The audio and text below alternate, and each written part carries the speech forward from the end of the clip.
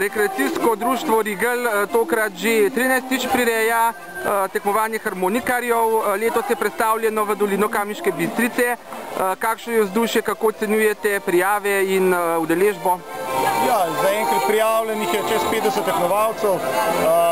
Kot ste omenili, smo predstavili v dolino zaradi slabe napovedi, vetra in vremena in da nadaljujemo tradicijo za tekmovanjem, da jo ne prekinemo. Tako da ocenjujemo pozitivno, tudi tekmovalci so pokazali svojo udeležbo, da smo se prav odločili. Drugače pa se vaše društvo ukvarja s katero dejavnosti oziroma za kaj skrbi? Društvo je bilo ustanovljeno predvsem zato lastniki koč na Veliki planini smo se združili zato, da zastopamo svoj interes in probamo tudi vplivati na občino z svojimi idejami, da pač ohranjamo planino taka, kot je in da se skupaj z vašimi skupnostmi dogovarjamo, kako naprej.